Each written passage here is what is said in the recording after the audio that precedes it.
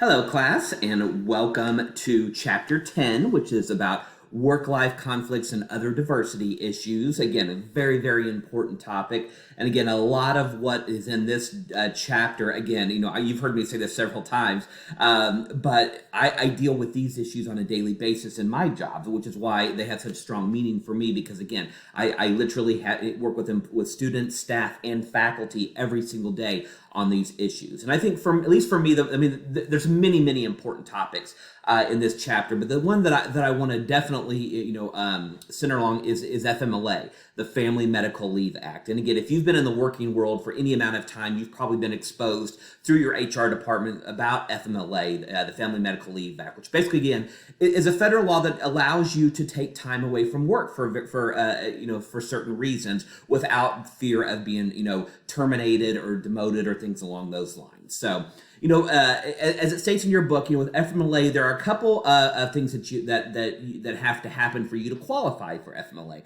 First off, for most employers, you have to have worked there 12 months, so at least 1 year of employment to be eligible to use this benefit. In that 12-month period, you need to have worked at least 1,250 hours, so 1,250 hours.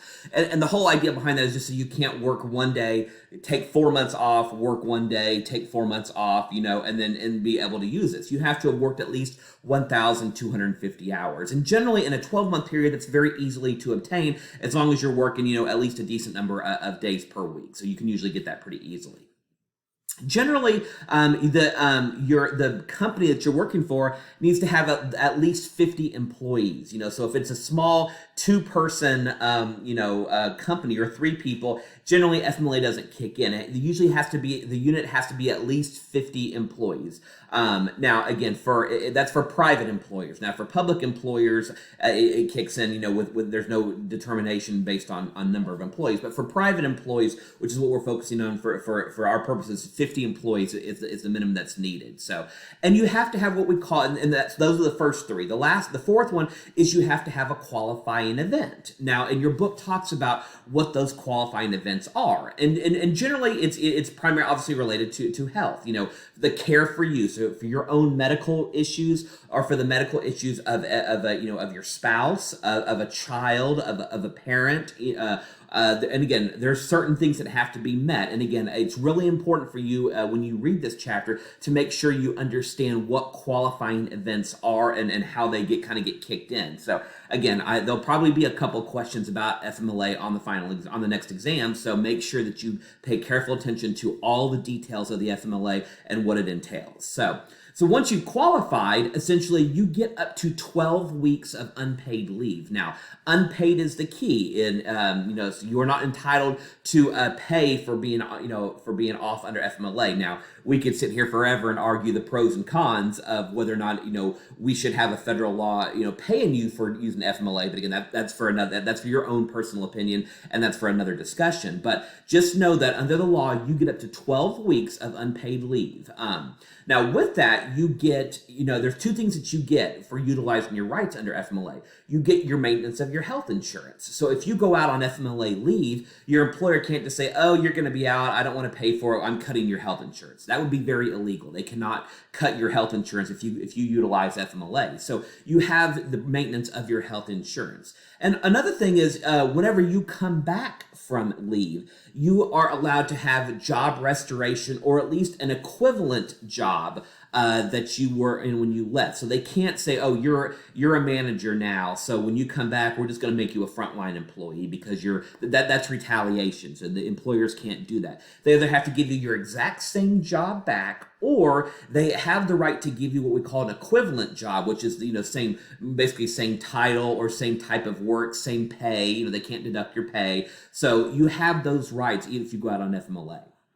And there's actually 2 types of FMLA that if you do go out on, you can have. One's called continuous and one's called intermittent. So generally when somebody takes continuous, it's for a specific reason. Like, for example, a lot of women will go out on FMLA to have a baby during your pregnancy, and then when you actually have the baby, and then the nursing and the care for the baby after the baby is born, that could be 8 weeks, for example. So that would be, you just take 8 weeks off, you don't come back during those 8 weeks, and after 8 weeks you can come back. So that would be what we would call continuous. It's generally for something, along those lines. Where, and probably the more common one that is used is what we call intermittent. With intermittent, that is, you take time off as you need it. So, for example, let's say you have cancer, and so you need to take FMLA for 2 days for cancer treatments, and you come back to work for 3 days. And then a couple of weeks later, you have to go back for cancer treatment. So you take a couple of days off for those. It's intermittent. It's based on different periods. And so, again, you can still use up to 12 weeks in a 12-month calendar, but again, you don't necessarily take it consecutive. You would take it as you need it, essentially. So both are very common, are the two types that you can take under FMLA, and all you have to do is let your employer know which one you're going to be utilizing. You heard me talk, one kind of final piece about the FMLAs, you heard me talk earlier about if you come back that your employer has to give you an equivalent job position. There is a small exception, and your book talks about it, if you are what's called a key employee, where you are somebody that is so critical to the organization that if you go out, the organization could have severe consequences for you going out. Now, generally, I won't bore you with all the exceptions to this, but generally, if you're a key employee, when you come back, your employer doesn't necessarily have to give you an equivalent job because your absence created such an issue for the company. So again, not going to argue the pros and cons or the moral or ethical issues with that. But again, just for our purposes, make sure you understand what a key employee, what the exception is for that in the event that comes up. So those are kind of the main things that I want you to know about the FMLA. And yes, there will be test questions revolved around the FMLA. It's something that I think I definitely want you to know. So make sure you read very carefully those details in the textbook about that. Your book does kind of talk about the Pregnancy Discrimination Act. And again, I'm not going to go into too much of this because pregnancy is already covered under Title VII, which we've talked about previously, under sex discrimination. It is the federal government and most states have said that pregnancy discrimination it could be a form of sex discrimination, so it's already kind of covered. But like, for example, here in Illinois has a very specific state law dealing with pregnancy discrimination and some additional, I'll call it benefits or rights that you have as an Illinois employee under state law. So, but essentially just know that, obviously any type of discrimination against pregnancy, highly illegal. So. Another thing that's that probably doesn't talked about nearly enough, but it's also as illegal is jury system. You taking the time to serve on a jury. So the Jury System Improvements Act basically says that you can't be discriminated on it for serving on a jury. I remember, if you remember in chapter 9 when I mentioned I worked at the EEOC for a summer when I was in law school.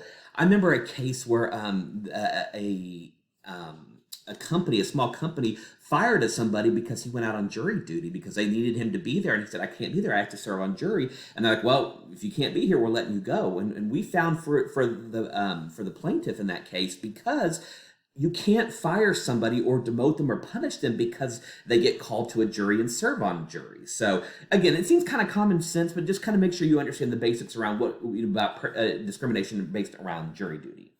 USERRA, the Uniform Services Employment and Reemployment Rights Act. It's a lot, but it's generally called USERRA, Uniform Services Employment and Reemployment Rights Act. But I'll refer to it as USERRA. This is basically the law that protects our military from being able. So especially if you're not full time and let's say you're a part time person in the Army and you get called to act out for 2 weeks. The company can't fire you for you going out on military leave. So now again, there's a lot that goes into USERRA. There's a 5-year maximum. There's all these little nuances that go on with, and as you read it, I want you to read it in the textbook, but as you'll see, USERRA kind of has all these little quirky little things. I just kind of want you to know the basics about what your rights are under USERRA and how you can utilize them. So that's, if this becomes a test question, that's what I would ask is, what should you know about USERRA and how you are protected if you go out on military leave? Well, kind of the last couple of points that I want to make about this chapter is, one, your book talks about, there's a section about English-only rules, about a lot of companies will establish what they call English-only rules, where, they will say, well, it doesn't matter what language you speak, you can only speak English while you're here at the office. Now, as you can imagine, those are generally discriminatory for obvious reasons, because, you're punishing somebody for their first language not necessarily being English. Now, there are exceptions, and generally those exceptions, revolve around high levels of customer service, where if you can't communicate with somebody in English, then that could create, a sales issue, so to speak, or especially in like a medical environment where if, a hospital can say, well, we need to have English only to be able to, so we can communicate with our patients and doctors can talk to doctors. Again, kind of make sure when you read that about English only rules, again, they're generally discriminatory for obvious reasons, but make sure you kind of understand what some of the carve-outs, what some of the exceptions could be if a company decided to implement those types of rules. So finally, the last topic I want to talk about is about sexual orientation and gender identity. It may be hard to believe, but sexual orientation and gender identity are not necessarily federally protected. Now, if you're a public employee, they are federally protected, but there's a lot of, but for private employers, there's a lot of kind of leeway grounds about what is and what is not discrimination based on sexual orientation or gender identity if an employer can do that. Now, there are currently, as your book mentions, 22 states that have state laws that prohibit any type of discrimination based on sexual orientation or gender identity. So, but the federal government and the other, states haven't really, or it's kind of a gray area, if you will. Now, obviously, I think we can all understand that generally, discrimination based on sexual orientation is covered for the most part, especially in those 22 states. But make sure you understand, some of the reasons behind, why those are covered. And again, your book does a good job of describing those. So, well, that's again, it's a lot of information for chapter 10. But again, it's one of my favorite chapters of the whole textbook because there's so much good information that is relevant to all of us, as employees or employers in the workplace setting. So. Again, thank you so much, everyone, and let me know if you have any questions.